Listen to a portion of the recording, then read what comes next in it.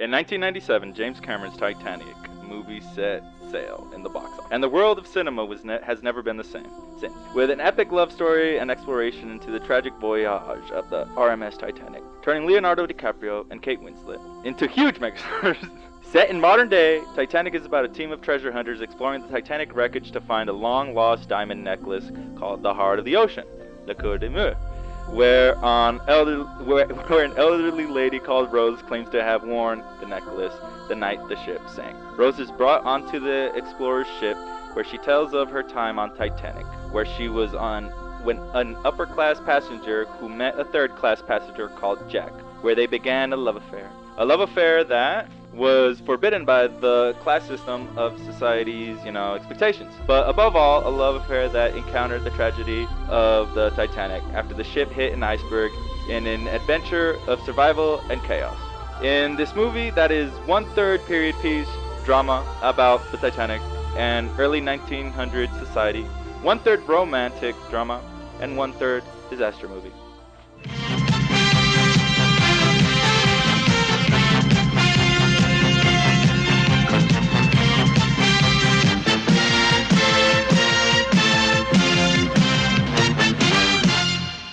Welcome, First take, John.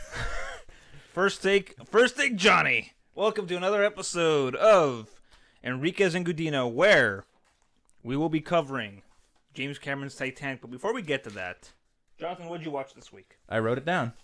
Nice. Okay, I have 4. Hit me. Transformers: Rise of the Beasts. We talked about it before we separated last week. Yeah, off podcast. Quest for Camelot. Okay. Okay. I didn't think you'd know that one. And recently, Flaming Hot. Flaming Hot. Oh, the movie. Is that about the Cheetos? Okay, Cheetos movie? those are the 3 movies that I saw at home. Don't ask me how I got Transformers at home. Okay, but I went to the movie theater and I saw Wes Anderson's Asteroid City. Oh, you bastard! I've been trying. I only have one thing to say about it. Hold on.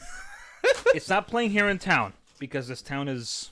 I mean, it's all blockbusters. They know what movies will make money. We want to see The Flash. I saw it on the marquee. It's playing in Davis, but not at any of their regular theaters. It's playing at their specialty theater, which is also playing Pixar's Elemental because they started to go a little mainstream. Interesting. What'd you think of Asteroid City? I didn't like one scene. You didn't like one scene and that ruined it for you, or what? It left a bad taste in my mouth. Interesting. I saw Edward Norton and the main character start swapping face, bro. Swapping? Like kissing? Yes, these 2 grown-ass men. They had... You know what word I want to say, but I'm trying to be more sophisticated. Just say sucking face. They were queering on camera. See, you don't... See, again, that's not a problem. Hey, that's a plus for me. Yeah, no, other than that, it was good. It was colorful. It was a Wes Anderson, flick, dude. Cool. You watched Quest for Camelot. That struck out to me. You do not know what that movie means. I know. To me. Okay. What does that mean to you? Because I'm interested. I even thought about this, like preparation for this show. Quest for Camelot came for me while I was at a Peter Piper's Pizza in Las Vegas, Nevada, on the corner of the 76 gas station. Okay. Peter Piper's Pizza was like a local little pizza joint. And it's like John's Incredible Pizza, but in Las Vegas, right? So it had little rides and little things, indoor, pizza joint for kids. This guy walks up to me, my mom, my brother, and I think one of her boyfriends or something, right? And he's like, "Oh yeah, I'm selling movies. And we bought Quest for Camelot because I saw that it had a necklace. You know how you could open the flaps of the and then you could hide something in it, and then you put the paper in it. But they put a necklace there and they closed it, so it had a necklace between the plastic, the outer plastic, and the picture of the cover. So I was like, let's buy it. And I grew up with that movie and I loved it. I don't know what I did with the necklace. I think I lost it, but yeah. Interesting. I remember watching that movie and thinking oh, cool. It's a cartoon movie. I'm a kid. I want to see that movie. There's a cool 2-headed dragon. Yeah. Were they queered? They were not queering. They kissed, just like in Asteroid City. They made a big deal. Don Rickles is amazing. What are you, 5? Oh, Don Rickles. I saw 2 men kiss, but they were dragons. Well, no, but they made a big deal of it in the movie. It was funny. Okay. I love that movie. I'll watch it again and again and again and again. Well, I'm happy you enjoyed that movie because like I know when I was like I said, it's one of those movies where it's just like, oh, look at this trailer. It looks so cool. It looks so fun. And then I never got around to watching it because You never seen it? I at the time I did not see it, and then I did finally see it, and I thought like, all right, I think I would have liked it more if I'd grown up with it, but it wasn't bad. I think it was kind of cool. Celine Dion, freaking Gary Oldman. Fucking...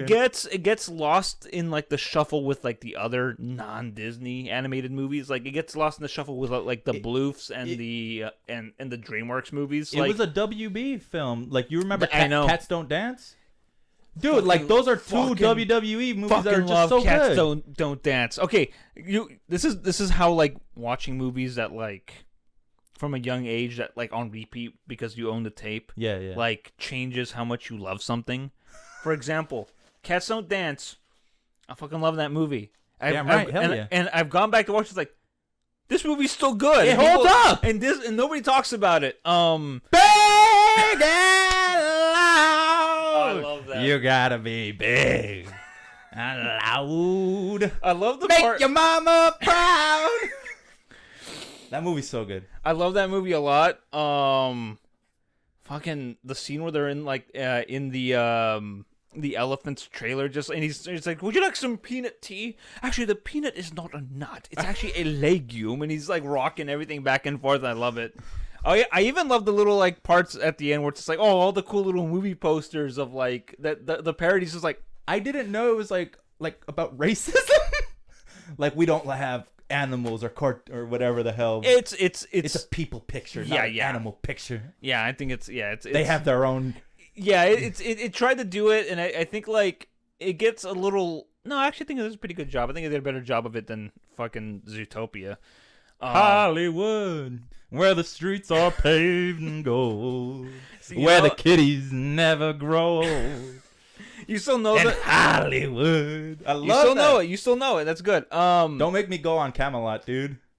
So it's like I said, like in Camelot, I wanted to see it, but it got lost in the shuffle, and I never got to rent it at home or anything. It wasn't until like I was an adult, and I saw it like that it was playing on like on TV, and my brothers were watching it. You know. It was one of those movies that was like on the back burner of my mind for years. But I lived in Texas, and my roommate had a girlfriend named Callie. Okay. And I'm like, Kaylee? She's like, no, Callie, like the girl from Quest for Camelot. And I was just like, fuck. And she passed away with him in a motorcycle accident.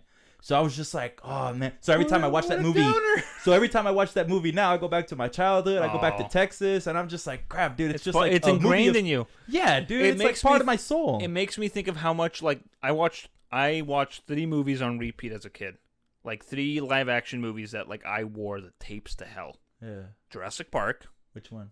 The first one. I watched the 3rd one on repeat. But yeah, I got a story about that. Go. Back to the Future. The first one. Okay. And you just threw me off. Oh, Ninja Turtles 2: Secret of the Ooze. Is that the one with Kevin Nash in it? Yes. It's the one with David Warner as well as the scientist. David Warner, who is Cal's butler, his manservant, his right-hand man in Titanic. What's his? He's the scientist. His odd job to Goldfinger. Which we'll get. We need to talk about that when we get to the Titanic. We'll talk about it. Yeah.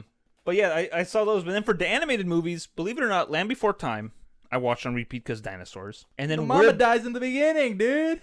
Mama. It took me a while to kind of process that as a kid. It's just like, well, what happened to her? Did she? My God, this fucking Starly. Yeah, I need to watch that movie again. I need to watch that movie again. You know, I'm gonna say this. I think, fuck, man, kids movies in like the 80s, they were a lot hardcore. I'm a lot more hardcore because like I mean you go home, you watch Saturday morning cartoons, and they're all toy commercials because Reagan took all like the little rules for like, oh, you can't sell to kids with whatever.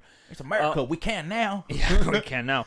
You deregulated all that, but then you go to the theater and you're like hit with shit like. Fucking they killed Mufasa they killed Mufasa, dude. I mean, they trampled him to death. Oh, I'm talking about like the 80s. I'm talking about like shit like the Black Cauldron, which is like that they call it the dark age of Disney for a reason. Dude, the Black Cauldron, I like the Black Cauldron. Fox and the Hound? Fox and the Hound's good. It's good. Great Mouse Detective. But Fox and the Hound starts off with them killing with a shotgun Todd's mom. Yeah. So it's like let's set the tone for this movie. Yeah. But I'm the just mother saying, gets shot. But also all the Don Bluth movies in the 80s, like Secret of Nim, I never Land watched Before it. Time, American Tail. We talked about that. Yeah, I was a Fievel Goes West fan. I love Fievel. Like Fievel Goes was another one that Fievel I Goes liked. West. I like it, but American Tail I watched it recently and I was just like lagrima. I know, because it's just like fuck, dude, it gets the emotions, bro. They tried to go to America. Like Fabrizio said, we go to America. I gotta talk. We'll talk about it in a second. Dude. But anyways, was he right. Italian or French? he was Italian. Okay. Fabrizio. His name is Fabrizio. I ain't American, I'll tell you that. He never got to go to America. It's not his fault. He never got to go to America. Fuck that line. You're like, I'm sorry, Fabrizio. You're not gonna see your mom for a long time. Putano, dude. Because no, you're not gonna go see your mom for a long time because we're going to America. Full house, boys. Bruh. We're not there yet. Hold Let's on. stop. We're not. He didn't get to see his mom for a long time because he's fucking dead. Why'd you have to do that? Why'd you have to do that? I sent it to my wife when we watched it recently for the show. Anyways, You asshole. Okay, those are the 4 movies I saw. What movies did you watch this week? This week, aside from Titanic, I watched Christine, John Carpenter's Christine. I've had the Steelbook. It's a movie that I watched a lot, like when it was on AMC on TV, and it never really struck because it's like, oh, cool, like the cool, like haunted car movie. But rewatching is like, fuck. Did you watch Titanic 666 on Tubi? Not yet. Okay, but you know about it. But no, but it's in my pile of Blu-rays that are sitting down. I'm watching I gotta sit down and rewatch Christine because this fucking Steelbook like edition, like the whole like case is fucking great because it makes it look like a cool like 80s magazine ad for like a car. But rewatching Christine, I'm all like, fuck, John Carpenter in the 80s, you don't miss. This fucker don't miss. That's a big statement, dude. You don't miss. Like, Escape from New York. Love it. The Thing. I heard it's good. Big Trouble in Little China. This. I'm like, fuck, motherfucker don't miss. This movie's fucking good. And like all the big stuff all the big like horror stuff doesn't happen until like the second half. And even then it's just like this movie does a thing that I fucking love. I didn't realize this, but it struck me watching this. Is like, this is. I always think to myself like, man, one day I want to make a killer car movie. Oh, I know. I know. Go Death Proof does a pretty good job of it because I used to have. Okay, my first car that I ever bought and owned was a 1981 Mercury Grand Marquis. Damn, that's a good one. And I love that car to hell. 4-door, dog. 4-door, velvet seating. Fucking. Was it like? It was a fucking driving like a boat. What color? One owner. Its whole life. I was a second owner. It was like a kind of that kind of tannish beige color. Say beige. It's a beige color. When I think of a Grand Marquis, I think beige, dude. But 81, only one owner, and I had to end up getting rid of it because, well, I just couldn't afford to upkeep it. It was a V8 engine, and then it had like a gas leak in it, as in gasoline was leaking, and nobody would smog it until I got that fixed, and there was just a lot of problems towards the end of its life. And I'm like, fuck, I feel like I ruined this car. But when I would sit there and drive it, and I would drive it like around at night, I'm just thinking to myself like, this is the perfect car for like a killer car movie.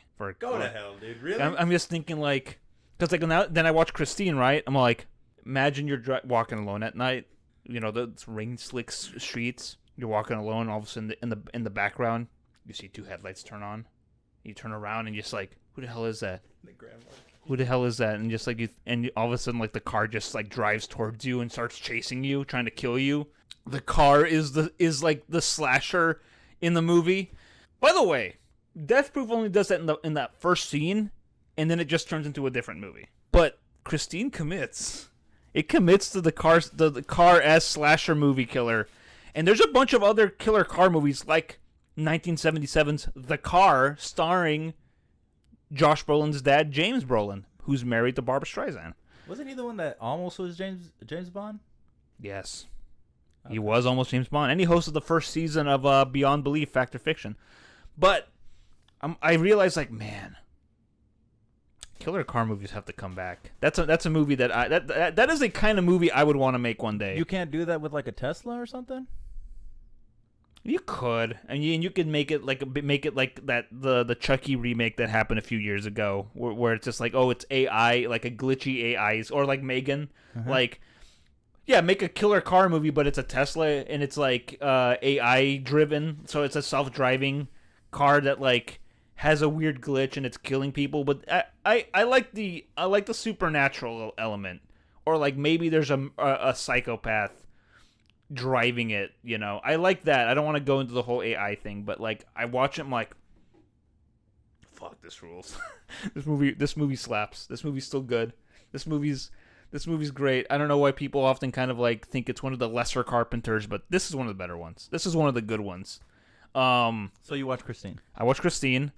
I've been watching this movie called Venom on Tubi. That's from 1976. It's or 72, but it's a TV show. It's a horror movie, a folk horror movie from like the 70s from Britain. It's hella independent. I think it's like a very independent like British horror movie. But it's like a weird folk horror movie, as in like dude goes out into the rural area, into like the woods, and encounters a couple small town locals who are maybe in a cult, but there's also this weird like science fiction stuff, maybe involving Nazi scientists. So it's a weird thing. And it's like really psychedelic in certain parts and very low budget, but they're trying. They're trying. Like the people behind this, they've got some interesting camera angles and stuff. They're really trying to do some interesting stuff with it. But and then of course I watched Titanic, and that was fun. So Fabrizio dies. He can't see his mother. Every time I see it, I just think like, actually, you know what? That's all. That's like what I watched this week. Let's go into Titanic. Let's dive in. I got a lot. I got a lot to say about it. All positive. There's going to be a lot of gushing, but there's also a bunch of stray thoughts that come in. I'm gonna let you go right now. Go as long as you want. This is on the Fabrizio tangent. Okay? Oh my god, dude! No. Yes, I'm starting with Fabrizio. I think about his mom. You're setting the tone about Fabrizio, bro. Go to hell. No, really? I thought about his mom when that line was just like, you're not going to see your mom for a long time because we're going to America.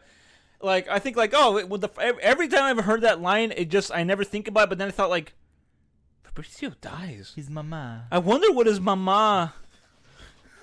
Think about his mother? Think about this. Okay. Okay. Fabrizio's mom. She's in Italy somewhere, right? Mi hijo. She's making she's Italian out there. Food. Yeah. You know, her son is out there in England with some American artists, right? Hanging out, playing card games. Yeah. Do you think she writes to his mom saying, "Dear Mama, right now I am with Jack. He is a young, promising artist, we get into a lot of adventures. We meet a lot of pretty women. I want to tell you, Mama, I miss you every day. I hope to see you soon." Because I know, like, traveling between... You're trying to give Fabrizio a soul. That's the thing. I didn't think about it. I just thought, like, oh, cool, he's this funny, like, you know, Italian stereotype friend, whatever. And then I thought about just, like, does his mom know where Fabrizio is? Because I know, like, traveling around Europe, is like kind of going from state to state here in the U.S. You know, like, let's go to, you know, like, you living in France. It's like, I got a good chunk of change. Let's go to Italy for the weekend, you know, or whatever. Or in Europe, people go on holiday. Yeah. It's mandated, kind of, in a lot of places. It sounds. It's just like, we're going on a holiday. I think we will cross the channel and go to France. Perhaps try to meet some French women. Obviously fail at it. Go back home. How was France, Doug? I don't want to talk about it. But like, I'm thinking like, does his mom know that he's in England hanging out with this American dude? And then second off, was he going to write to her as soon as they got to like America, being like, yeah, you know, like, cause like because they're not written. They're not on the docket for people who purchased tickets for the Titanic. Those Swedish guys dodged the bullet, though. The Swedish guys they swindled in that card game. I bet you they're thinking like, where's Sven? Where's Sven? I bet you Sven is just like, oh man, can you imagine if that was us? We dodged the bullet, but our friend's on there. Sucks. Dude. R.I.P. Maybe they got. I mean, they're Swedish, so maybe they're. I know why I sounded kind of Minnesotan, but they were established by the Swedes anyways. But yeah, like I just think like, man, do you think Fabrizio's mom just thinks like, oh, my son, where did he go? Hey, I haven't seen him forever. You think she like died an old lady thinking like that she never knew what happened to her son? Dude, that's a good, because it's like he wasn't on paperwork or nothing. It's like, oh, he died in. He just disappeared. She was just like, it was a regular week for her, and she's like, oh, the Titanic sank. Where's my boy? She's gonna spend the rest of her life thinking like, I never saw Fabrizio ever again. He probably died somewhere. Yeah. That's and you know what? That's a thing that I think that happens with a lot of people, where just like that scene, and then one thing that always sticks out to me, because I feel bad for these people, is the Middle Eastern family trying to decode. Yeah, and it's just like, fuck. I see that, just like that poor family, man. Like all kinds of people were on that ship, and it's just like, fuck. Third class, to be third class and beyond, trying to find the exit, and you don't speak the language. It's like, fuck. That poor family. God damn it. Fuck. Good riddance. Hey, we don't want their kind on our boat. We didn't want the other kind of people, the English, on that boat either. Did you notice the lack of Ruskies on that vessel? Actually, wasn't the boy who was like crying for his dad? Wasn't his father like Russian? It sounded like they were Russian. That little girl. Remember, like the little kid where he's just like, oh, he's like crying and it's like the no, he wasn't Russian. I think he was Russian because the dad like it sounds like the dad yelling at him in Russian. Oh shit, you might be right. But goddamn. Hey, you know it takes all kinds. Also, all those dogs are dead. Good, let them die.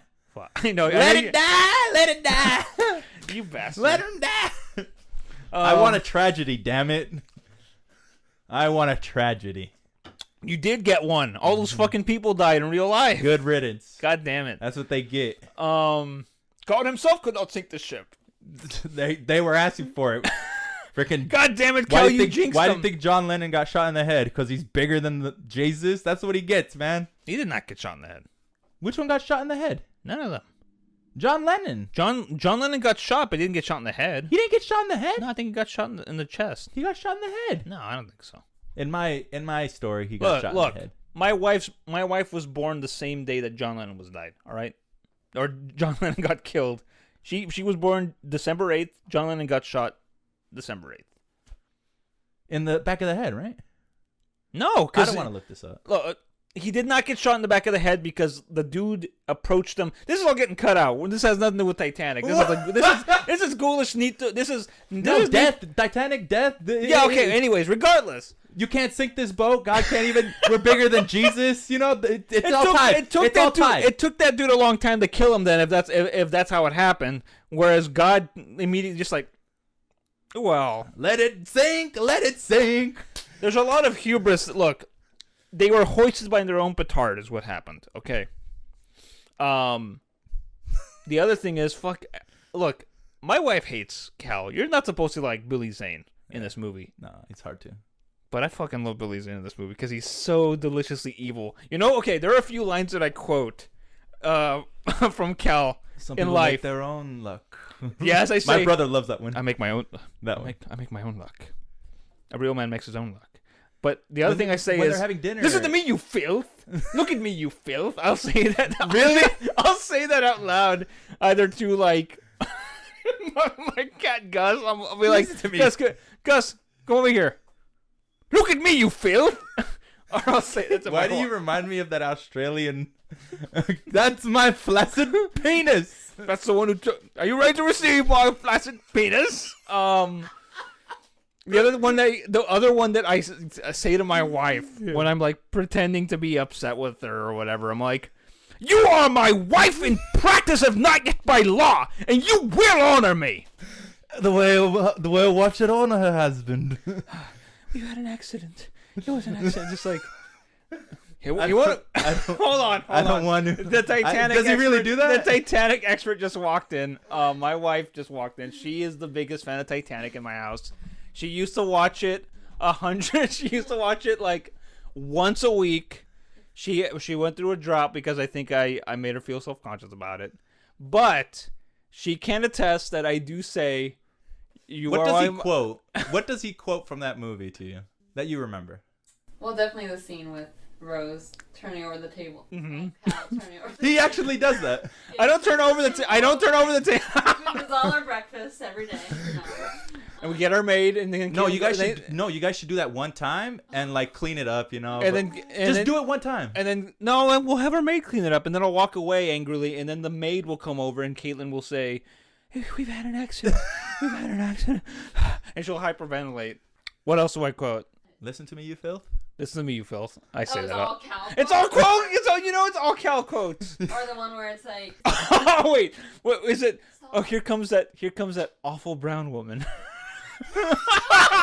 Vulgar brown. That vulgar brown. God. Every time I hear that, just like, oh no. That can be For those who haven't seen the movie, that Miss Brown is Molly a woman. Brown, yeah. But if she was Again, brown, out of context, it's hilarious. No, but or taking a you know when they're running away and she has Rose has the coat. And, and she's like, I put the diamond in the coat. It's like, and I put the coat on her. That part's not what's so funny? I put the diamond in the coat. I put the coat on her! God himself could not sink this ship. Okay. Freud, is he a passenger on this ship? What? Did you cover the beginning? About what? The under the submarine ship. Oh God, look. I don't want to. Cover the beginning of the book. No, we started with Fabrizio. About my observation about. Start it off. I wanted to. I started about like Fabrizio being like, man, I wonder. Bet you he cared about his mom more than him. No, the other thing. Okay, back to Fabrizio. I hate how he dies. He gets hit by a pipe, dude. That's a good way to die. He gets crushed by the smokestack. That's the way God intended it. He didn't die. People that were crushed by that ship when it breaks in half. That's true. That's worse. But we don't know them. We know Fabrizio. Oh, the other thing that bugged me too is when Jack and Rose are hanging on the when the final part of the ship is about to sink and they're like hanging by, and Rose sees the woman that Fabrizio is dancing with, and then when she's like about to fall off, she doesn't try to help her or anything. They make eyes at each other, and he realizes like, wow, we're in the same situation. And she has no sympathy. Just her man didn't care about her enough like Jack did, dude. That's sorry bitch right there. That's a sorry bitch. And she fell like into the metal and then the water, dude. Like, it's so awful. But also we see a dead baby later on, so yeah. It can't be a movie without a dead child and mother. No, there's a lot of dead children. For example, we see that boy that boy and his father get like swept away by that wave. I wrote this one down. You know when that redheaded lady is like reading to her kids like in bed. Okay, when the mother tells her sleeping kids, and so they lived happily together for 300 years in the land of Tir na Nog of eternal youth and beauty, right? The land of Tir na Nog is a significant city in Celtic folklore, which can only go to hell. Boston Celtics? Celtic folklore, which can only be reached by swimming underwater. Aww. So in a way, she was just like. Do you also know that she's played by the? Yeah. I didn't know she was the lesbian in Aliens. Yeah. I didn't know that. She's not even, and that she's not Irish, and that she's Jewish, and she's not Mexican? She's not Mexican. She's so many things. Yeah. She's everything. She's an Anthony Quinn. She can be ethnic. But also just again, she worked with old Jimmy Cameron, just like, here's a little cameo for you, dude.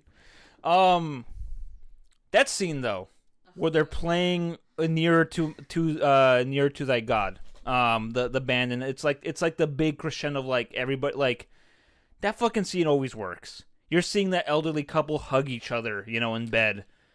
And it's a different movie after they bang in the car. Yes. Because They do the dirty. Uh-huh. It's sweaty. It's nice velvet blue.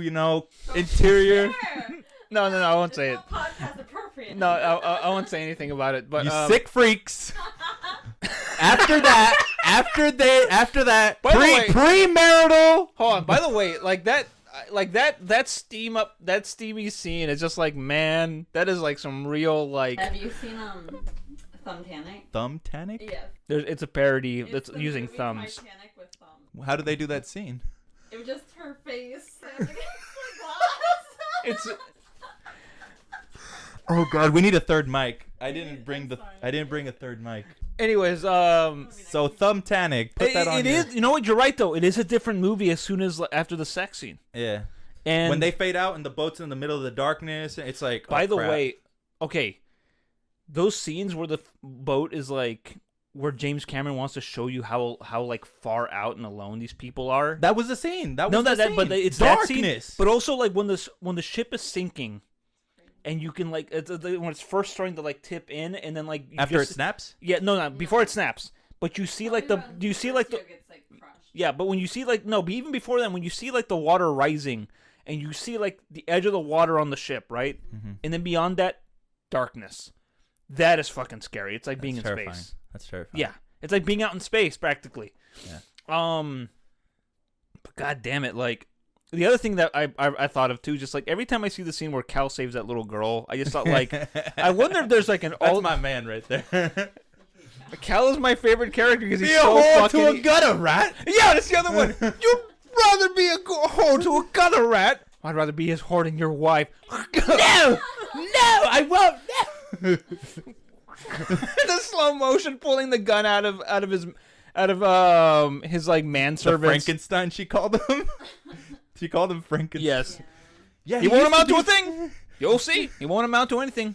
Dude, that was so on the nose, dude. There's so it's full of so many like friggin' cheesy things like Picasso something. I just like He won't I get it. You're being cute. We don't know that Picasso is going to become one of the most important artists of like the early 20th century. I get it. Yeah. Something Picasso. Yeah. Monet. You know them? Oh, look at the way he does. I like how she's just like, it's like looking into a dream where there's truth but no logic. I was just like, you stupid bitch. I love that. I was like, fuck, dude, we need to talk, you and me. We need to have a conversation. No. What do you think about? Because it's just like, there's like, so much truth but no logic. I It's like how she's like a modern woman. Also, I like the scene where she's like smoking, and her mom is just like, Rose, you know I don't like that. And she blows smoke in her face. Yeah. Like, could you imagine doing that to your own mother? Well, I think it's different if it's a woman and a woman doing it, but if it's No, like I mean, a I son don't and think, no. It's not different if it's a woman doing to it. I think it's the class thing because she's such like this like haughty upper class woman, and of course Cal just comes over and just like stamps it out. she knows. My other favorite thing is you're gonna cut her meat for her too, Cal. Fucking love Kathy Bates' Molly Brown. She's good. She's She's lovable. great. No joke. When I went to go see the movie in theater, I never saw it in theaters, right? Really? But I saw it the 25th anniversary in February, right? Uh-huh. I watched it twice. Once in Yuba City and once in where I live and once in Sacramento. Uh-huh. Both times, everybody laughed when the mom found Rose and Jack spitting on the. It's funny. They all laughed. laughed. Everybody laughs in two different theaters. They both laughed to the same thing. How many people were here in theaters? What do you mean? There was one person at the theater with us. It was No, my I went wife on and a- I, and then some random dude who like Was it like he left. Ship was gone. Was it like a Tuesday? It was like a weekday. Yeah, It was before but okay, Valentine's Day. okay. The ship sank. Oh yeah. And as soon as the ship is in the water and they're all like waiting to be rescued or whatever, Waiting to die. this dude fucking left. He was done with the movie. It was too emotional for him. He was gonna cry as soon as That's true. You didn't want to see the end. Yeah, dude. There's so much. End. Okay, it's funny because I do want to touch upon like because I know you and my wife are like obviously super fans of this movie and I've been converted to it because Like it was hard to love. no the it was Titanic. it was hard for okay How? let me explain. I'm getting there. Okay, so Boobs. let me There was rewind. titties. I know. Let me rewind. 1997. We saw this. My brother and I and my parents went to go see Titanic in theaters when it was new. Obviously, we had to cover our eyes during the drawing scene because of nudity. Everything else was perfectly fine for a child to watch. We were allowed to watch like people die horribly and whatnot, but titties, no, not appropriate for a kid. Unholy. And for the longest time, because of the way it was perceived in the public as like a chick flick, to the point where my uncle in Chicago still calls it a chick flick, even though hundreds of people die. It becomes like a friggin' disaster action movie in the back half, right? I saw like, oh yeah, Titanic, it's a girls movie. You can't like it because of Leo. Leo's like the heartthrob. Oh, you can't like it because only girls like Titanic. Oh, Leo. And that was ingrained in my head for the longest time. Okay. And then I met my wife, and she would always talk about it. I'm like, yeah, all right, whatever. It's fine, whatever. And then she took me to go see the 100th anniversary in 3D. Was it 3D at that time? Yeah, it was 3D. The 3D conversion, right? And I'm like, I was watching the movie like with new eyes, and I realized like, I get why people like Jack so much. He's the perfect man. He's like capable. He knows how to do everything. He's just like, I fucking get it. Remember when I brought up Roman Holiday? Yes. Gregory Peck. Yes. And we brought up Jimmy Stewart? Yes. I guess that's what he was trying to make James Cameron. It worked. Yeah. He's like, cause he's like, very Jimmy Stewart-ish. Because he was talking. How you say it? He was talking about like, oh, when Leo got on it, he was just like, look, dude, I think he should have a limp or a lisp and like a tragedy. And he's like, bro, he doesn't need a prop. He doesn't need a crutch. Yeah. And he's like, it makes it more sad. A different, person. Yeah. For the role. And it was like more challenging for him because it's like he doesn't have like that tragedy thing or whatever lingering over him. So it was just like, you have to play it, like I said, Gregory Peck or like how we said Jimmy Stewart and stuff. So and it works. Like if he had like an element that made him like more tragic, his death is 100 times sadder. Because but it's not about him. Yeah, it's not about him. It's about her. It's her story. Here's the other thing. So the first time I watched, I think like I'm in love with Leo. I'm thinking like this guy's perfect. Yeah. And I'm mad at Rose, and I get all the hate that like I don't. That hold on. I understood some of the hate that Kate Winslet got for her characters, like she's so stupid. I thought like you dumb dummy. Why would you like? He could have. Jack is so capable. He could have found a way out. Yeah. But I was mad, and then I watched it again, thanks to my wife, and I'm like, I get Rose's plight now. This movie gets better with every viewing. I get everything. I'm just picking up little things here and there that I did not notice the first time, or I'm appreciating certain things more and more. That scene where like her mom comes in to like do her corset, and it's just like, that's the scene. That's the scene. When she did the whole cigarette thing, when you were saying that, I was just like, Mom, like we're broke. I was thinking of that scene when you were saying like the whole cigarette and your mom thing. I was just like, bitch, like we don't got nothing. Like you're putting all this pressure on me to marry this fool I don't even like. Although her her line was just like, would you rather have you see your mother work as a seamstress? I'm like, yeah. As if that's not that's the worst thing to do. As if that's not an honorable job to have. Come on. Of a job. I know. I understand. That's not her role in the movie. I know. But like, I do a mountain of debt. I know. I do get that though. Like they are in a precarious decision. Like in this time, it's just like it's hard to like, stay afloat like that, especially Oh, that's inappropriate. That wasn't intentional. It was not intentional. Subconsciously. Look, this is my thought on it, right? You don't have to like it, but you have to respect it, dude. Like, it's just a giant metal contraption, bro. Yeah. And they're in it, and it's like, that's the location through the whole thing. And you have to make a movie out of it. How the hell do you do that? I'll tell you right now. I was going to save this till the very end, but my wife and I watched... Ghost Ship? No. With Emily Browning? Yeah. Night to Remember? Night to Remember. Yeah. A Night to Remember. The 1951. 55 adaptation of it. And I realized, like, as much as I liked James Cameron's Titanic, I like this 55 version more. Because as much as I love Jack and Rose, I'm not saying, like, as a movie, like, it's great because, like, their relationship is functional, and I love it because it's got a very kind of, like, classic Hollywood kind of, like, romantic, like, that scene where just, like, wait a minute, I don't have to go. You leave.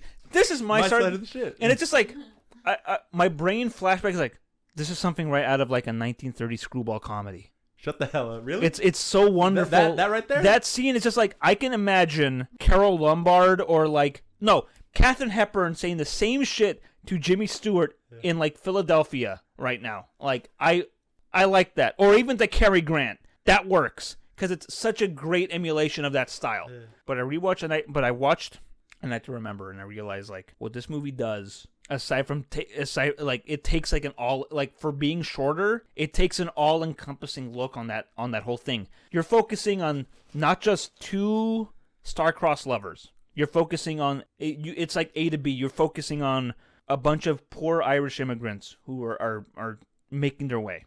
It's multiple stories. It's a whole mosaic of like storylines that all come together on this thing, but it's also taking a very documentary style look at it. So it's like a docudrama. So you're getting the storyline of like these like poor Irish immigrants who are trying to make their way to America on it. You get the upper class people. You get more fleshed out characterizations for the officers. In fact, Light Toller is like one of the main characters, and he's fucking heroic. Mr. Ismay, fucking who Caitlin hates in the Cameron version. Like Ismay.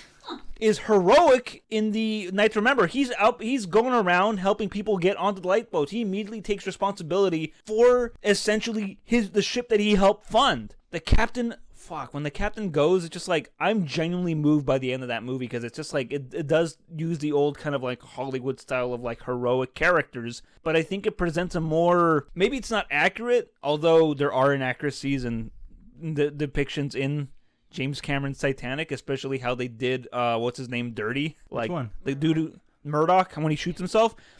You're not happy about that? No. Murdoch's family fucking got mad because they did Murdoch. Murdoch did not do that. He was actually a very like helpful and like heroic like person in life, and James Cameron needed an asshole, and he picked the wrong guy. Murdoch was the bad guy. Well, you know how he shoots Tommy, then he shoots himself. Yeah. He never did that. Yeah. And he needed a face. It's just like, whatever, this guy, and he had to settle with Murdoch. So he's like Murdoch died heroically during that whole thing. How dare you? Well, in my movie, he didn't. So you go make a $200 million movie and make him however you want to make him. Well, guess what? You can just go back in time, 1955, and watch that version. There you go. Go watch that one if you want to see him die an honorable death. He does. He. Oh man, like that movie is just like, man, you get such a good, and you still get like the tragic deaths. There's like a couple in there, this like newly married couple, and just like Mr. Andrews, like, you're staying on the ship. He's just like, yes, we decided like we're not gonna take up any. We can't bear to be parted, so we're gonna die on the ship together. Just like, you fools. Go swim. You have a fighting chance. So he tells them that. They do decide to leave, but then they end up dying because they get crushed by a smokestack. The Fabrizio. They got Fabrizio'd.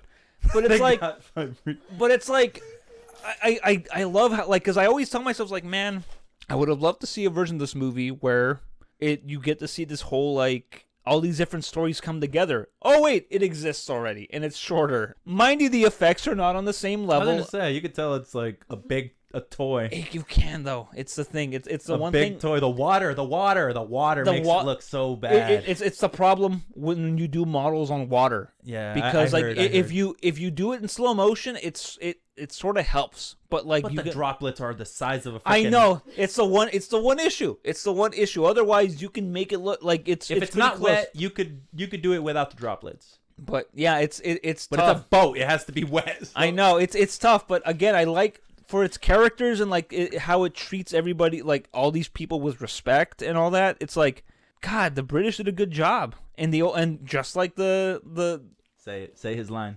What? Damn British playing everything to the book. But also, okay, the other element that they add too, and I remember the other boats who were nearby and how they dropped the ball and then tried to fix that. Are you still talking about the 51? Yes, that 50s version, like the 55 version adds like. Actually, if you watch the deleted scenes, they're in the, it's in there, but it's California. Yeah, it's in the deleted scenes. Mm-hmm. Yeah. And I think it's good they got rid of it. Like, do you remember about the deleted scene that they had where Jack and the Frankenstein are fighting? Like, yes, the one Mr. Love. And they were just saying like the pacing just didn't work with it. So like if you take people out the boat and it's not like the modern old lady telling her story, then it's like, why are you giving the perspective of California? You're taking people out of the shit. No, that makes sense. And you want to keep it in that world. I understand. Like that genuinely makes sense because you've got like you do have to like keep it within Rose's perspective. But I'm just saying, in the 55 version, in A Night to Remember, they don't have. It's not told from one perspective. It's told from multiple perspectives because they're trying to give a historically accurate document of the events that occurred. So they're taking, because it's based on like all these written accounts, and they're putting that onto the screenplay. They want to give you a like beat for beat depiction of the events that occurred. You said docudrama, man. Yeah. Titanic is more a character drama. Oh, I know. It's I know. about. No, that's what I'm saying. More centered. I'm saying, but just like I like that A Night to Remember exists because I have that version where it's more of a document of what occurred. It's a more of a straight depiction, along with these delightful, although some of them fictional characters. We're not going to talk about the news and the billionaires and. No, tell me. No, I feel like I set the tone. Okay, here's the thing. I wanted to avoid it because it's frankly very sad because there was a teenager on board who did not want to go down. Well, he did. He did because it was Father's Day and he didn't want to make his dad upset. So, but this kid did not want to go down. But you imagine you're a kid, you're a teenager. You're thinking like, Dad, I really don't want to go down. I'm kind of scared. No, don't worry, son. Don't worry. Don't be a pussy. You go down, just like you start hearing the bolts and everything. It was like, I told you, Dad. I fucking told. And then before you could, I'm a die a virgin. What it's very sad is the part that like, and it made me think in the beginning, when Bill Paxton is talking about like all the pressure, like this pressure. You're dead in 20 milliseconds. It's like, yeah. It's. I don't know. It's sad that this happened at the same time we're watching it. I didn't want to talk about it because I feel like everybody else has talked about it. Everybody else has their hot takes about it, and just like ultimately, it was meant to be, dude. Like, no, it's not meant to be. We watched. I think too, Titanic's come back to Netflix because of this. Because of that. Wow, banking on tragedy. Fucking hey, man, the American way, dude. That's the. Look, all right, we're talking about Titanic. Back to Titanic. All right. I set the tone with Fabrizio's. You started off. I fucked up. I was gonna say. We're gonna have to redo this. One thing about like Cal, about the whole Cal and the little girl thing. I was telling my wife. I was saying like, wouldn't it be interesting if like Cal like adopted that kid, and then like she became like the heir to his millions after he like put a pistol into his mouth, or it's just like there's a whole like other like side story, like how he said like, oh man, Fabrizio's mom died as an old woman.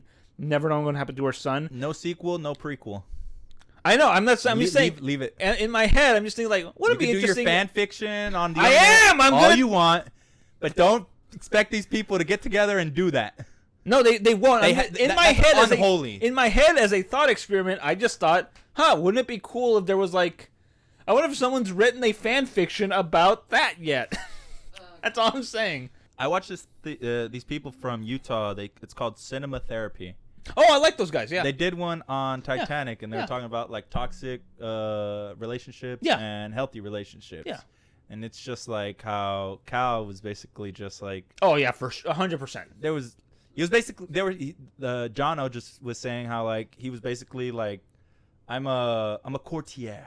Yeah, and I am a master of the women. Yeah, as an instrument. And he couldn't get what he wanted out of Rose, so he was just like, when he gives her the heart of the ocean. He's like trying to like buy her. Yeah. And it's just like, this bitch is just like, this isn't what's doing it for me, you know? And it's just like, well, yeah, because she's a modern woman, and obviously Jack is more free spirited. He's like, you know, because they could relate on art. And she was like really into that in the beginning. And what's also interesting, I like Jack's little speech about like. I like how her mom tries to be so petty to him, and he's just like, as long as I got air in my lungs, I like not knowing what I'm gonna do every day. You know, I like waking up and not knowing what's gonna happen to me. They try to make him like too yesterday. lovable. Yesterday I was sleeping under a bridge. Yeah, and now today, I'm here with you fine people and drinking champagne and enjoying, you know, like drinking champagne with you fine people. Just like, can I have one? Yeah, I love that. Also, when he throws his like little box of matches at Cal, it was like, my head is like, someone should edit like an explosion. I don't get all the throwing of matches. Like, oh, here you go, Cal. So many times. I'm like, But he did that A lot. in the I movie? didn't notice that. A lot of throwing. I'm like, what? But yeah, I think it's like I said, but that's what I'm saying. He's the perfect man because like I think James Cameron like does a good job of writing Jack is like this incredibly lovable character. So when he dies, it fucking hurts. Like when she's like, "I'll never let go," the audience is also just like, "Yeah, we also can't let go. How could we let go? He was perfect." As if God Himself sent one of His angels down from the heavens. Manic pixie dream boy thing, Yeah. whatever. But he's not though. He's not like manic and weird. He's like a pretty folksy, down to earth dude. He's just like, it's like no, I was just in love with her He used hand. to go ice fishing with his dad, you know. I know what ice fishing is. I know what it is. You look more like an indoor girl. Yeah. Sorry, I just yeah. Fuck, dude. What did he ever say about his mama? He didn't really say anything He about didn't him. say one damn His thing parent, about his mama. he's alone in the world. His parents are all dead, so just like he has no family. Oh, are you Jack Dawson? You were what was it, like the something Dawsons? No, the Wichita Falls Dawsons. Oh yes, of course. They Boston Dawson. The Boston Dawsons. No, the Chippewa Falls Dawsons. Oh yeah. Sorry. Add something to that. Add something to No, that. I was gonna be mean for a second here and just be like. I know. I was thinking the same thing. Yeah. Add something to that. Bob Saget, add something to what this bitch just said. Add something. You can't say a damn thing. Shut up. Bob. Yeah.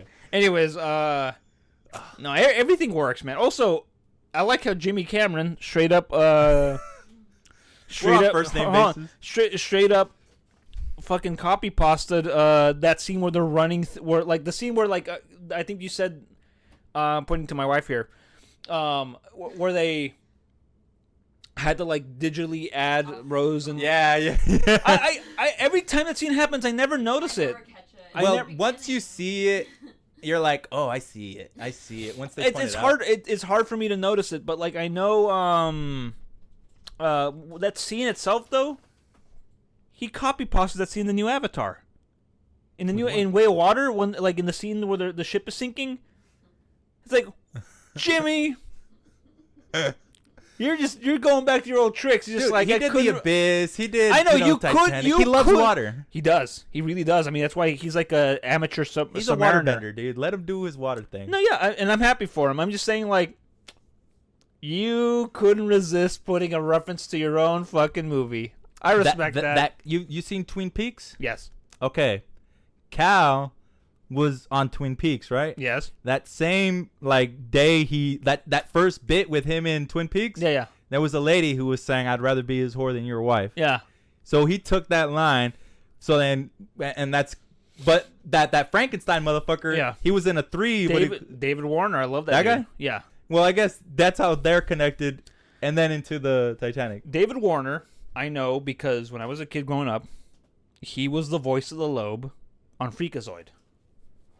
The brain guy on Freakazoid. He's the Loeb? The Loeb, yeah.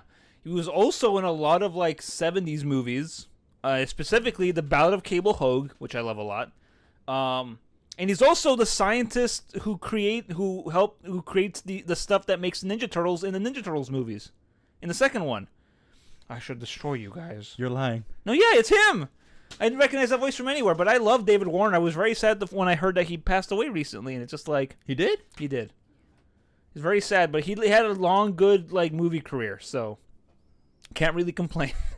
I do believe the ship is sinking. I make my own. Oh yeah, I like that. I make my own luck. So do I. He's a man of few words. I like him a lot. He doesn't need to say nothing. No, he doesn't. I like how he's just like, hey, this guy's like a cop. I think he used to be. Yeah. I think he was. The only thing that doesn't make sense with him is when the ship like breaks. Yeah. And he's in the middle. Already in between. That never made sense to me. He's already between them. The leader scene, maybe. Well, no, there is. Huh. I know the blood on his face is from him and Jack. Yeah. But Oh, it never made sense you're why right. he was like really like already wedged. Why did they bring him back just to kill him off right Probably there? just so they knew, like, Just so know we, what happened to yeah. him. Like, he's obviously dead. But, yeah. After Fair. their fight, you never see him again until then. Wonder what Cal thought happened to him. Also, as my wife has pointed out, to me plenty of times every time we watch it, the officer who's the one who's leading the rescue boat to go back to essentially save Rose. That's a young I'm gonna butcher his name. That's a young Iowan Grufford. His first name is I think it's Iowan or it's or he was with Jessica Biel and Chris Evans and he was Mr. Fantastic. Yeah. In those, frankly, better than the one that came out later, Fantastic Four movies. You mean Fan Four Stick? Fan Four Stick, yes. But yeah, I always see him when I see him. Every time we show, I was like, oh yeah. Wait a minute, if he's here, why doesn't he just stretch out? Why doesn't Mr. Fantastic simply turn himself into a boat? The ice will make it stiff, and then it'll crack and break, and he'll die. You think that, but if you know anything about the Fantastic Four, okay, I don't. Reed Richards, hit the suit that allows him to stretch within it without ruining the thing is resistance to cold. He is a super scientist, so he thought of this ahead. He wasn't ready back then. That's before he made the suit. Damn.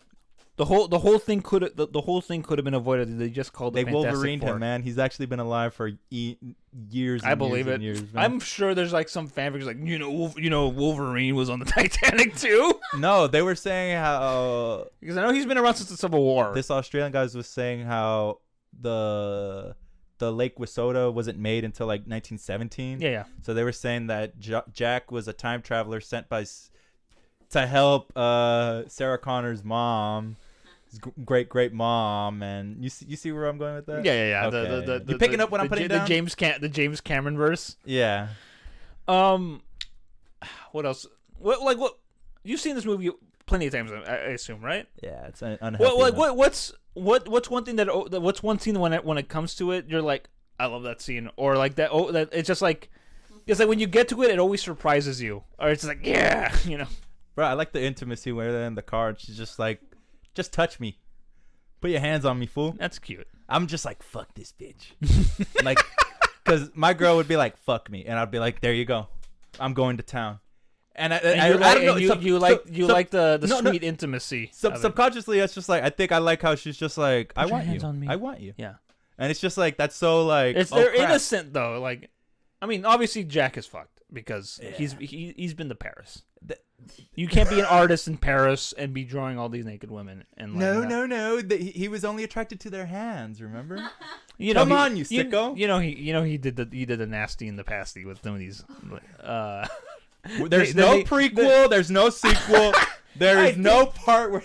Don't create that. Do not create that. Fair. We had a classroom in a corner. And in that classroom, we had books, and they were like stacked up and stuff. But they had see-through, like Titanic or whatever. Okay. You could see through. Like, you'd open the book, and it'd be like, "Oh, this is what it looks like if you have X-ray vision." Like, oh, you mean like a cutaway? Like it would show the rooms and stuff. And right. Yeah. I always thought that was cool how you could see a book, and like later it was in a movie.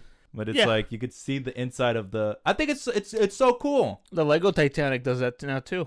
The what? The Lego Titanic like set has that now. There's people that sell like a virtual, like you could walk into it, cool. like 3D or whatever. Like you put on your goggles, I think, and you could walk through the shit. I'm not gonna do that.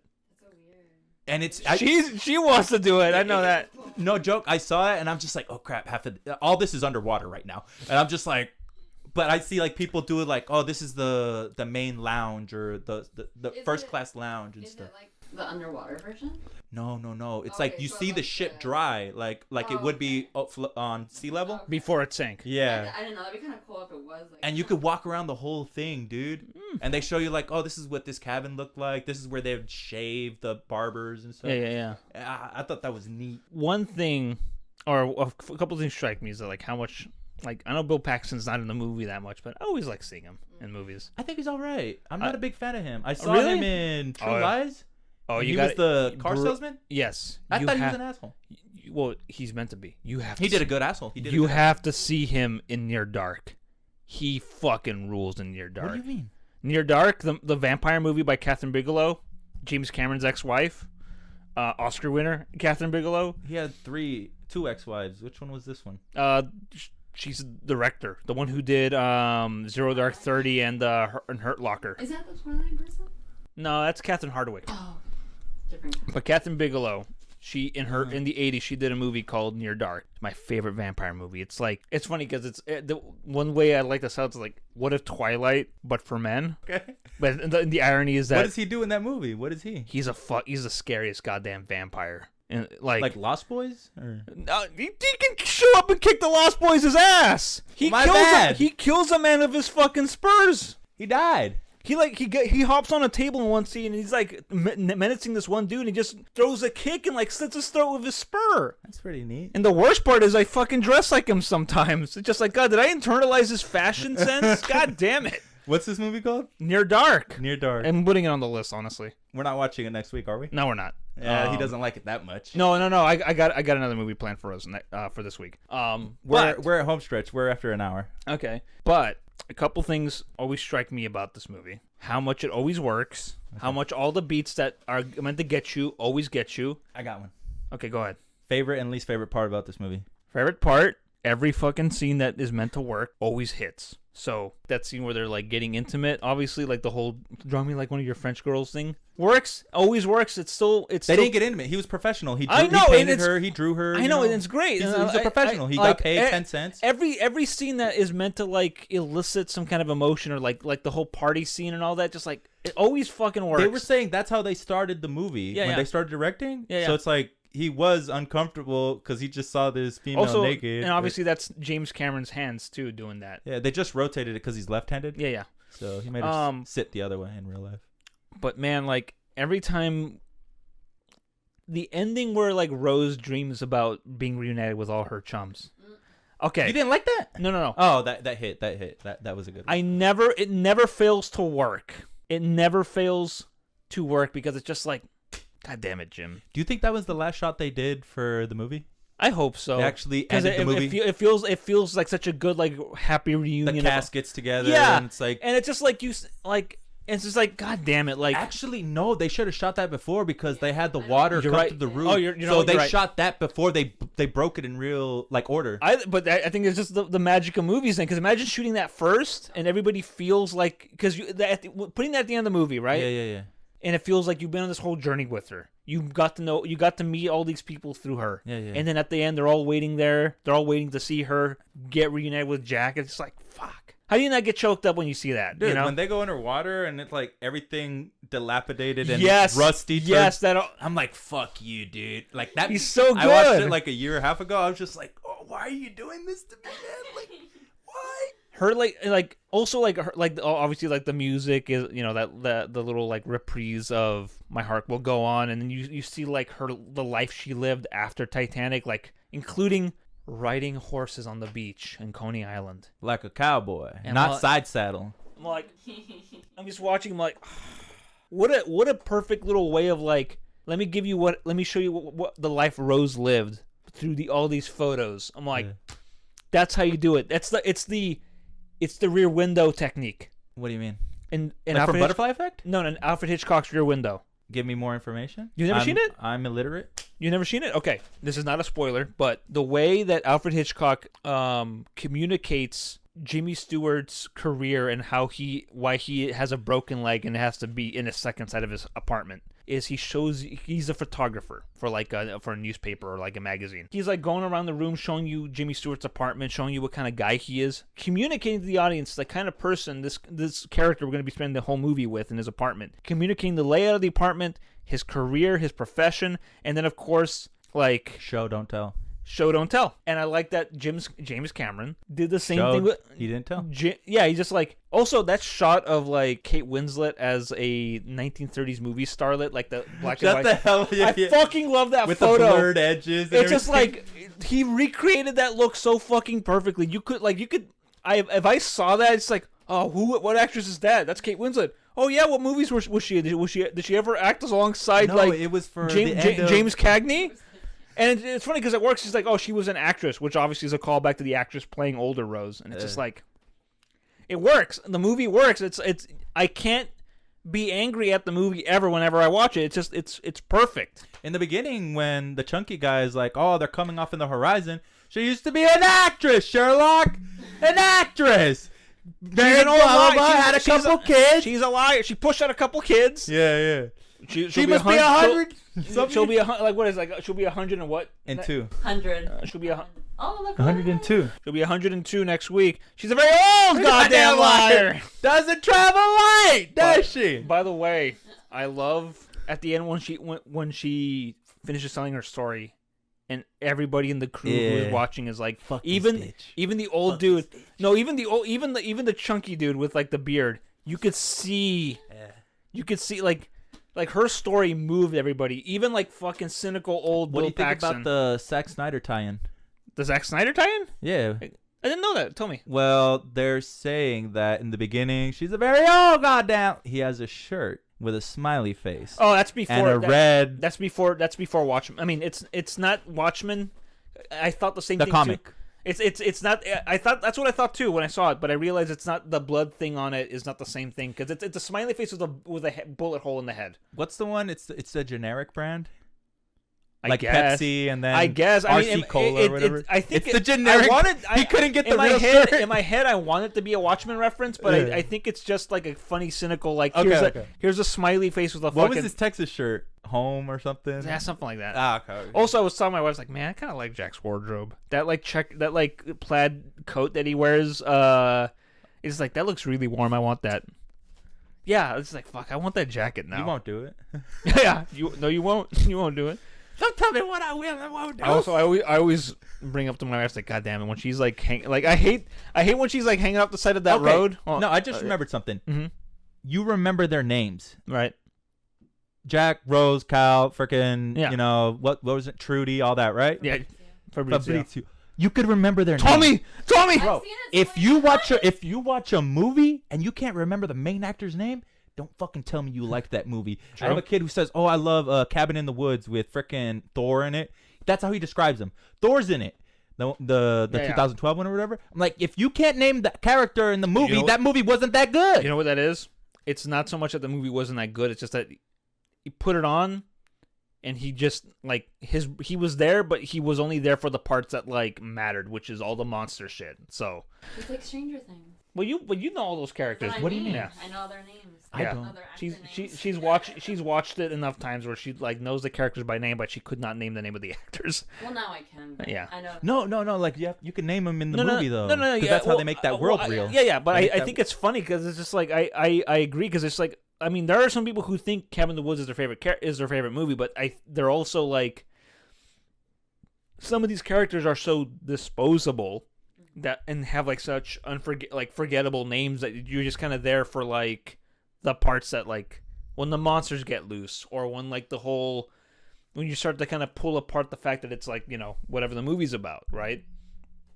Whereas like Titanic, these characters are so like alive and are so like memorable, Mr. Lovejoy, fucking Mr. Andrews, Oh God, when he tells like why are these boats half full? Look right there. That one has 20. Well, I thought they would shoot. These boats were tested in Ireland to hold 70 men. It's just like yeah. Well, that's the thing too, in like the deleted scenes, the the ship. I mean the boat that I think it's Rose's mom. Yeah. They try to get it to come back. Yeah. But it won't come back. That's the other thing too. It's in A Night to Remember they address that too, and in fact they actually make you even more mad because there's like some richos who get put on a lifeboat with only 4 other people, the bastards. So that makes they're there to, and then like this rich like upper class woman just like, oh thank God we're not with them. Can you imagine if it's like fuck you? I hope you freeze to death out there. Hope nobody picks you up. Damn it. That first class. That first class. Another favorite line that I like this movie. Have you been through the inspection? We don't have any lights. We're Americans. And I like how he doesn't question like yes. It's just like, it's like, well, he speaks like an American. Yeah. I guess that's a truth. Yeah. Like that's their passport. Yep. That's how they could get past the port. Oh, but still, just like I'm going home. Fuck yeah. Oh, he didn't get to go home. Man, it wasn't about him, dude. Because if you watch the beginning of that no, movie, I understand. It starts off with the old lady, and then when they bring in Rose, like Kate Winslet Rose, it's a big old drop the crane in the. I know. I forgot that Billy Zane wears a bowler hat in that scene, and you never see. It's not a bad thing. No, it's not a bad thing. I like that I like seeing him in that jaunty bowler hat. Look, I like Billy Zane as an actor. Him jaunty? It's a jaunty little bowler hat. It's cute. It's cute seeing him in a. Anyways, look, a neat cap. Look, I'm a fan of Billy Zane as an actor. My wife, when she sees him shows up, she just thinks of Cal every time. Even on Tombstone? Anytime. For me, he's the bad guy in Demon Knight. Tales from the Crypts, one of their little movies, Demon Knight. He's a Demon Knight himself. He's the Phantom in The Phantom. That's how he got his role, I guess, in this movie. I know, because he's fucking great in that movie. I got one for Cal. Go on. Possibilities, Rob Lowe and Matthew McConaughey. Hold on. Those are possible. We have our lead host standing up. Remember, there's no lead. We're equals here. I don't have access to the account, fucker. You're the main guy. If you die, I don't have the account, baby. Our main host is very upset right now. No, he's walking back and forth. He's doing somersaults. I'm thinking how that would have been. Rob Lowe as Cal. And Matthew McConaughey as fucking. I want to imagine it. I can almost see it. But Billy Zane's perfect for that role. He chews the scenery. He did good. He did a great job. Listen to me, you look at me, you filth. Look at me, you filth. Give something for the boy. I almost got Lindsay Lohan in there. Is that the going rate? Is that the going rate for saving your woman you love? Lindsay Lohan was supposed to be, or she could have been Cora, but they didn't want another competing redhead with Rose. Thank you. You didn't read it, right? Oh no, I know. She knows her Titanic. She knows her Titanic trivia. We could have had Lindsay Lohan. Could have, but we didn't. Get murdered. Okay, Jack possibilities? Tell me who's on there? Tom Cruise was interested, but his fee was too high. He was too expensive. Good. Fuck no. Okay, James Cameron really wanted Jared Leto, but Jared declined. It would not have worked. And you seen the test shots of Jeremy Sisto? No, I've never seen those. Wrong? Yeah, they did a couple roles with shots with him and Rose, and he was almost Jack, but then they chose Mr. DiCaprio. Jack is. I can't imagine anyone. So for Rose. Oh, okay. We have. I thought this one was cool. Winona Ryder. I could see it. And then they said that Reese Witherspoon was a possibility. No. But James really wanted Gwyneth Paltrow? And it just didn't work out, so. No, Kate Winslet was the right choice. At first, he didn't want to get her. I think Winona Ryder is a good runner-up because she can do historical dramas because she was in Age of Innocence a few years before that. Which you're a big fan of. Obviously. But it's just like, I don't know, Winona, Kate's got it. I don't know, she's just perfect for that role, man. It wouldn't have been the same. No, heck no. And I like that it was filmed in Mexico. Yeah. So in a way, I feel like it's like culturally. No, I was just wondering what you don't like about the movie. Yeah. Okay. What I don't like about the movie? You didn't say nothing about what you didn't like. Yeah, you said what you did like. Yeah. What didn't work for you? Every time you get to it, you're just like, for the love of God, just why'd you choose this? Why'd they make him say that? I just think it's probably the corny bits with like the art shit, but it's such a throwaway thing. It's so minor. It's not a problem. I guess like mostly like how they killed Fabrizio. No, it's not even that. I don't know. Like there's nothing I dislike about it because it just works. I mean, the only things I would dislike about it are just like minor nitpicks that like people who like with high and mighty opinions on certain internet platforms would probably ding it like, oh, here's a minor nitpick, so therefore the whole movie is bad. But like I don't know, the little cutesy like throwaway lines like he won't amount to anything. That Picasso fella, or what do you like think about the mother deleted scenes where the bitch has the fucking necklace and they're like, give it to us, and she's like, no, and she throws it after he lets her touch it. Did you ever see that? I've never seen the deleted scenes. It is unholy, dude. I can't believe they recorded that.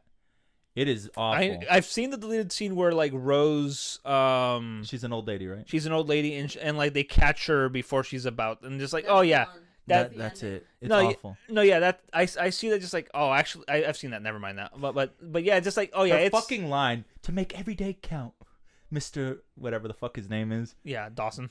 Hockley or no, the other no. What the fuck's? She says that's the like, only person I don't think I know their name. Fuck. Bill Paxton. Bill Paxton, yeah. See, that's Mr. Lovett or something. Yeah, Lovett. Yeah, it's Lovett, isn't it? Like, I'm pretty sure it is. It's whatever. Like anyway. And then she like lets him touch it because he wants to touch it, and then she just. I'm like that.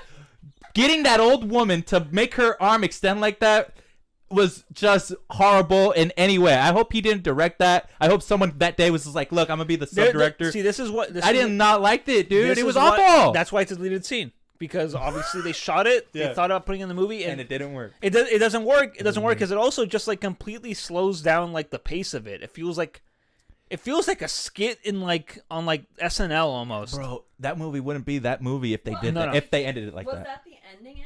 Like that was the ending. They would take out the part where you go to these ships. She walks by herself and then she just. That would be horrible if they did that. It was that's what I'm saying. It would have been a different movie. Take that ending it would have been a different movie. No one would have left that movie and be like.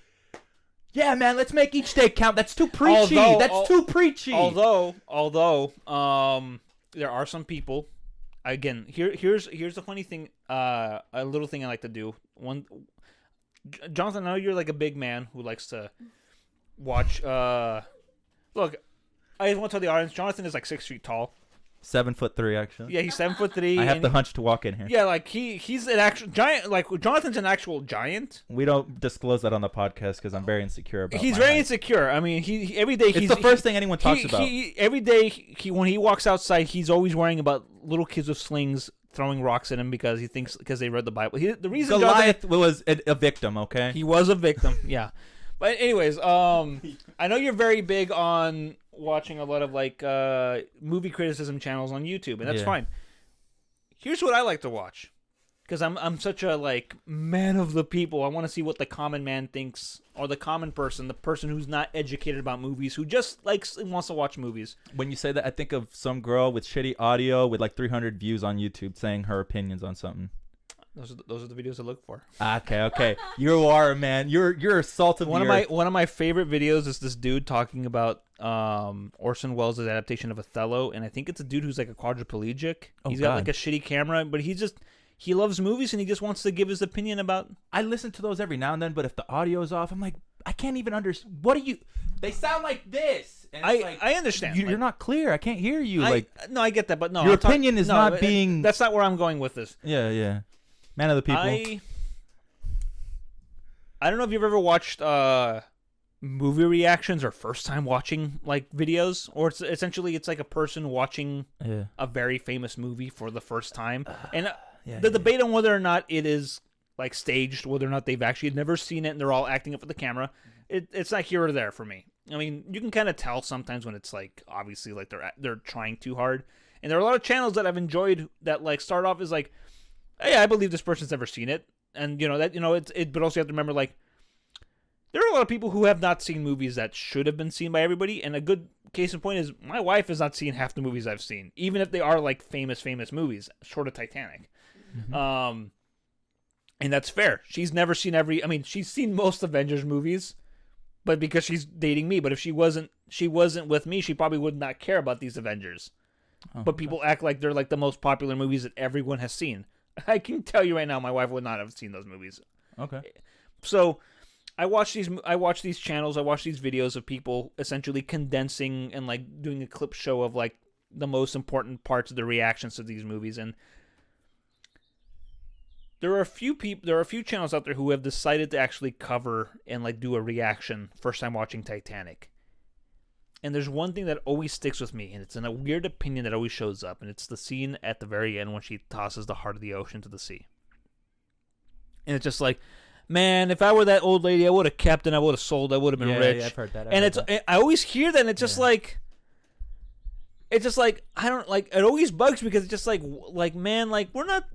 didn't you like why did like it always takes me out because it's just like I never think that when I watch the movie. That wasn't the point of and it's just like, but also it shows you who the romantics are and who the practical people are, because the practical people the hell up. Are probably watching the whole movie because you also know like they're the whole time they're watching it they're just thinking practically like if they were in that situation they can't get themselves out of their own mind for a second to put themselves to give themselves into the reality of the movie. They can't. They're not along there for the ride. They have to be part of that world. They have to tell you the whole time like what they would do. You know, it evokes a reaction. Yeah, just like how the Dort scene thing. It's like it evokes. Every time I watch reaction. that scene, I'm like, "What Let the him hell? Get on there! He can't." No, I see that door. It's like, what the fuck? Like these people in your own words, these people are smoking dick. They're drunk on cock, dude. They're not thinking clearly. But it's just like I can't like man they're on that pack because I'm watching that every time I see that door it's like what are they talking about? That door is small. It's big enough to fit They tried Rose. to get on it. It didn't work. She got on it. It worked. That's what they did. Yeah, and it's fine. And Jack I think was understood that. But why would they the whole cuz Jack was like, girl, you got a backbone, and it's like it's your world. Do what you want, right? Yeah. So it's like when she gets out of the rich people thing, lots of babies. Before when she's not like indebted to her mother or to be futurely enslaved to Cal and everything, it's like she chose to do what she wanted to do. Yeah, like live her life and all that stuff, and like become old, have kids, all that crap. Make lots of babies. All that, dude. Yeah. Not ride side saddle. She rode like a cowboy. You're gonna die an old woman. And it's just like, here's the thing though, it's like I do feel don't let go. That shot where like Jack sinks into the ocean, he sinks into the abyss. I'm like, it's so fucking good because it's just like they picked like the perfect pose for him to get frozen in, and because it is it's just like I mean I'm watching the movie, Mom, I'm just like, they were pointing out how like Kate wasn't really that good of an actress at the time, right? Fuck. Because she had like 2, 3, 4 roles or something, and she got this big ass one. But that whole Cal thing and future wife in training, it's like that was great. That was she's good in it. I felt uncomfortable for her, dude. Like she was just like good at being uncomfortable in that scene. But like Jack, dude, like if it's basically Kate Winslet is basically the Undertaker. You're going to understand this reference. Mm-hmm. And Jack is freaking Mankind off the cage. He takes all the beating. To make him look good. To make him look good, dude. Yeah. And he made her look so good, dude. Jack, let me put it this way. Leonardo DiCaprio put Kate Winslet over. Amen. He put her over. Dude, and the crowd loved it, dude. She's still a great actress, dude. She is. She's still. I like her. She's in this new Avatar. Yeah, she was the first pregnant woman to fight in a battle. Yeah, good for her. God bless her soul. All right, Caitlin, do you have any final thoughts about Titanic? No, you've seen it 100 times. You'll see it 100 more. You can't watch it enough, man. No, yeah, I know, she's probably gonna be back to it. And that's fine. You know what? God bless her. It's why I married her. I know. Is she your wife in practice, or she is my wife by law? Oh, okay. No, I got nothing. No, she's my wife by law. We are each other's public property, personal property. Government, the government knows that. The government knows that we own each other, so that's how it is. You got any last notes? The final scene shows a clock reading 2:20 a.m. The time the Titanic sank. Yep. Rose floats on a door frame, not a door. Yeah, not on a door. So that's all I got. Cool. Yeah. All right. Let's talk about my pick for next week. I want to throw some more inspiration Jonathan's way here. Show him what it's like to kind of get ideas for like shots to kind of get the filmmaker juices going. Fuck, I forgot that movie you told me to watch last time. It's all right. The Flesh Eaters. I think that's what it was. But yeah, it was. You wrote it down somewhere. But that's not the movie we're watching. Next week's pick, my pick is Martin Scorsese's... Flesh Eaters and Bright Star by Jane Campion. Yeah. Okay, my bad. Martin Scorsese's Mean Streets. Okay. Starring a young Robert De Niro and Harvey Keitel. And you're going to see this movie and think like, fuck. Martin Scorsese? Martin Scorsese, Mean Streets, 1973. 73? 73. Let me double check. That fucker's been... He won't die. No, he won't. And God bless him, because he's got a new movie coming out this year. Killers of the Flower Moon. Starring Leonardo DiCaprio reprising his role as J. Edgar Hoover. He played it before? Yes, in Clint Eastwood's J. Edgar. 1973, Mean Streets. Everything that you see in this movie, you're going to look at it and think like, holy shit. Marty knew what he wanted, what kind of movie he wanted to make even this early on. Because he does this stuff in like Goodfellas and in Casino and Wolf of Wall Street. This is that... You had me at hello. Yeah. So, well, you get to see all those techniques the first time. He's really utilizing them in this movie. The sound drop, the sound drops, like the little the needle drops he puts in there, they're in here. I would even say that the way he uses music in here, like, wow, Martin Scorsese is already utilizing the modern. He practically invents the modern needle dropping. So yeah, so next week, Mean Streets. Enjoy that. Enjoy young Bobby De Niro. Enjoy a young Harvey Keitel, and see what a young Marty Scorsese could come up with. So, Jonathan, if you like to whistle us out.